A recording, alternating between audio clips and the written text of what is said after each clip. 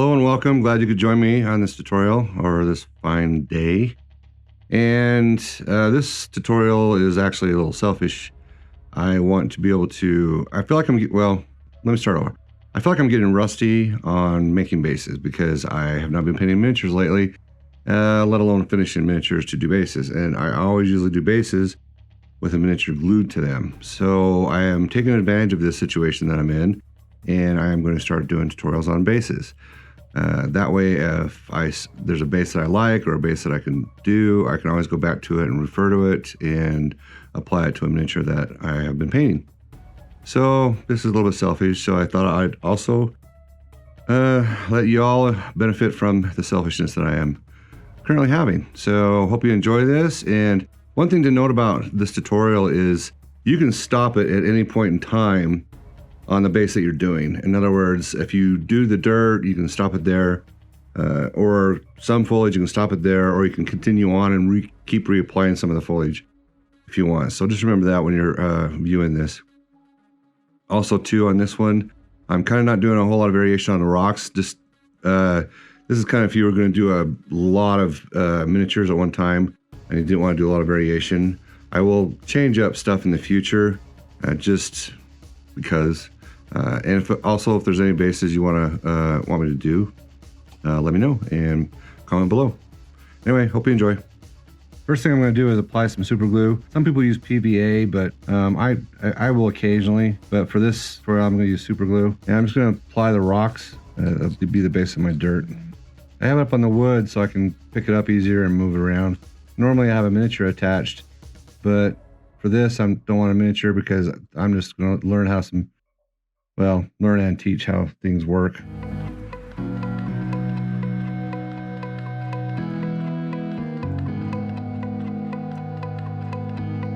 This is sifted sand. I just sifted it through a strainer to get all the larger rocks out of it. Then I'll just bury it and let it sit for a little bit and then uncover it and we'll go from there.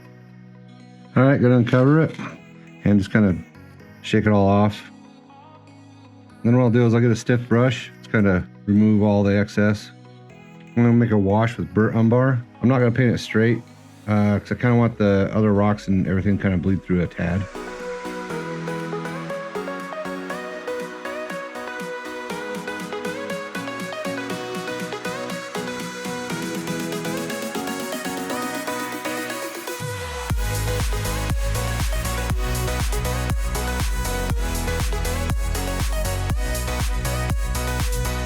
So what I'll do is I'll apply some paint and then I'll just dip my brush in the water, come back a little bit, just kind of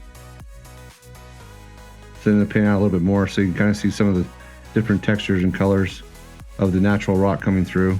There you go. Now let that dry and go on to the next step. Okay, I'm gonna start the dry brush. I'm gonna go Morphing Brown first, just to lighten it up a little bit. And I can kind of go heavy-handed on this. It does have to be really fine. I don't care if I get all the paint off, just because I'm going to lighten up the top.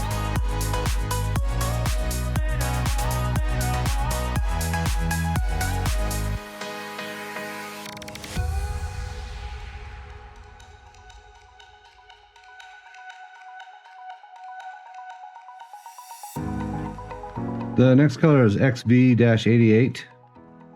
This one I'm going to go a little bit more light. I don't want to have a lot of paint on my brush. I'd rather do several coats.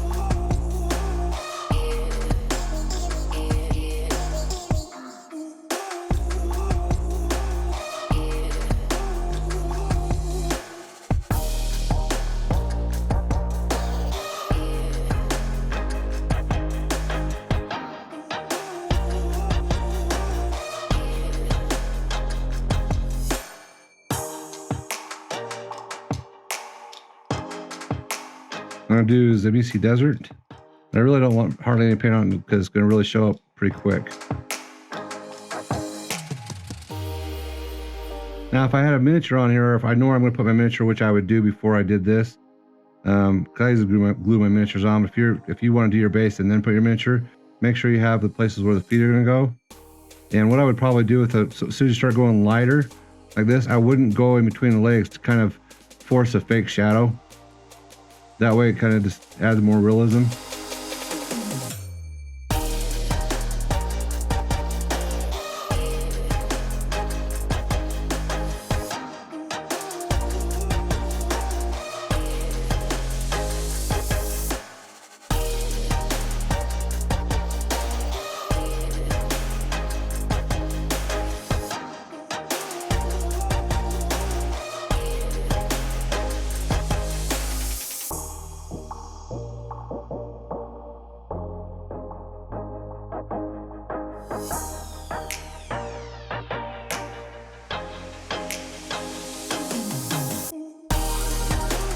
Before I go any lighter on the dry brushes, I'm going to come with a storm gray. I'm just going to kind of mess with the rocks a little bit. I'm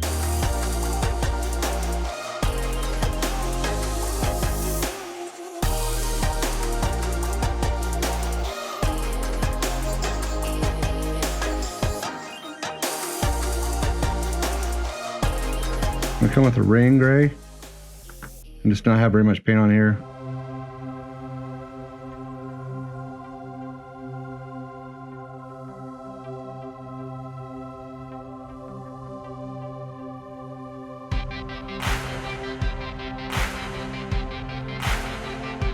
I'm gonna come back with some Drybrushing Violet and just kind of hit the bottom of the rocks a little bit. Give it a little bit more color.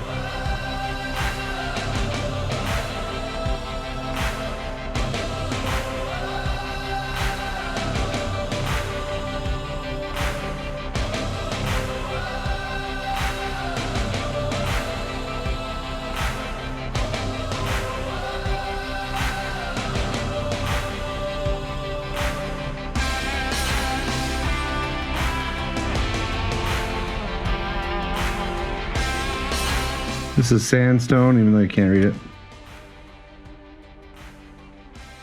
And I want to be very sparing when I paint this color.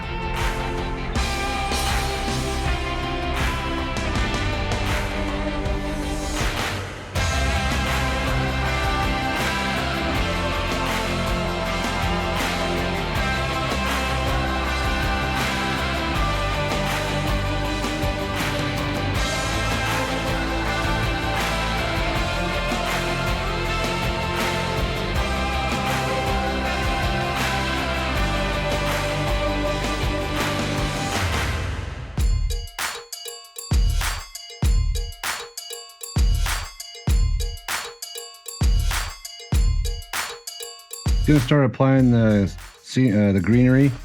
This is a ditchweed, and I just picked some of those pieces off right there of the ditchweed. And then I have this right here, which is some medium super turf. See how that works? I just ordered some of this to kind of play around. That's part of the reason I'm doing it. And this is I think buffalo grass from Army Painter, not Army Painter. Yeah, Army Painter. And I think this is too. And then I have some flowering plants from Army Painter as well. And then I have a mixture of several different static grass colors mixed in with, I can't remember what this is called, but it's in the floral section of a hobby store. They put it in the bottom of the pots a lot. I can't remember what kind of moss it is off the top of my head. So what I'm gonna do is one thing I've done in the past when I don't have tufts like this is I've kind of tried to mimic a tuft. And I kind of want to show how I do that here.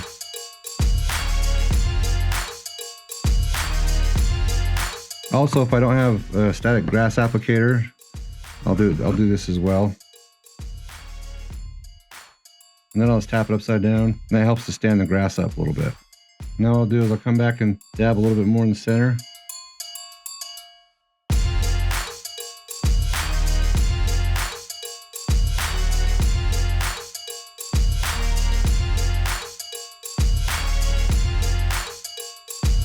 Now it's just kind of mounded. So it's like a mound of grass now.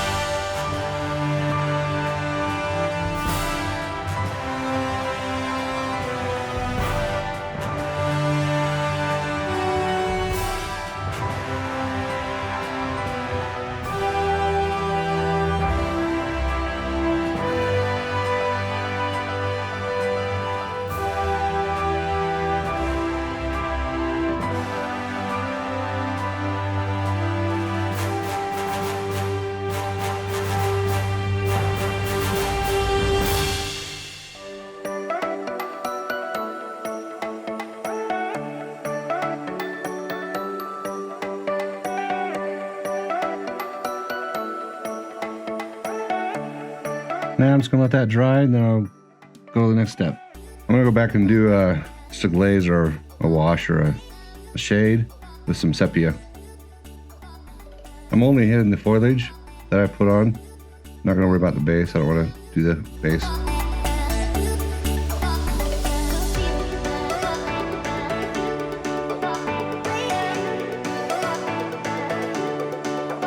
I'm coming back with a khaki dry brush. I just want to make the very edge of these a little bit lighter, a little bit different color, so the buffalo grass looks a little bit more dead in the middle.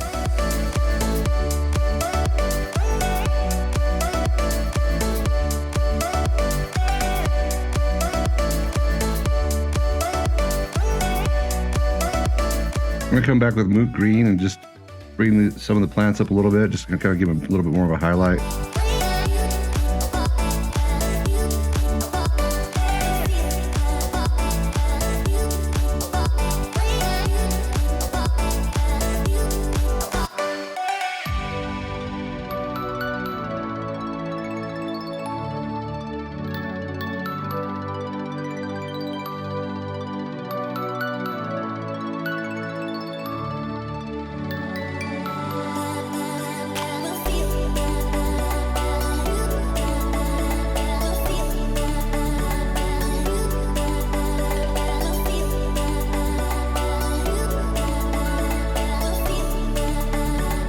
Well, that's it on the tutorial. I thought it would be shorter. I tried to make it shorter, but some of the parts I felt needed to be shown that were being painted, so I had the duration. I sped it up as much as I could, but other than that, it is what it is. So if you made it this far, I hope you enjoyed it. I hope you learned something, and hope you can apply it, and there will be more miniature basing tutorials in the future. So if there's anything you want to see that I can do, throw a comment below. Continue the conversation. If you have any questions, comment below so we can continue the conversation. But other than that, I'm excited to do this. I don't know why I've been doing this sooner or haven't been documenting it because it benefits me in the long run. Like I said, it's a selfish situation. So anyway, that being said, on a side note, I am starting to post sneak peeks on our page or our subreddit on Reddit. It's Platypus Scotsman. If you want to go there, you'll see sneak peeks. Like I posted a sneak peek of our next tutorial coming up. And I will also, that's pretty much it. We also have an Instagram account, Platypus Scotsman, if you want to see our portfolio and the pictures of past things that we've done. You can go find them there. So if you want any reference material, you can go to our Instagram account. We also have a Facebook account, Platypus Scotsman. You can follow us there as well. I might post things there, but I don't know. Who knows? And we also have a Facebook group called Platypus Scotsman Lounge. There's so many groups out there that it's just more. If you want to join it, it's fine. Anyway, hope you enjoyed this. Hope you learned something. And if you have any questions, comments, leave them below. And I'm saying and a lot.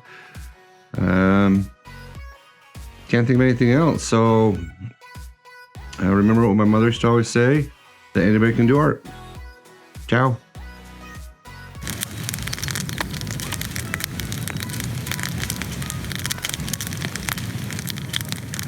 Cool fire. Southern Nights. Did you say so, dude? What?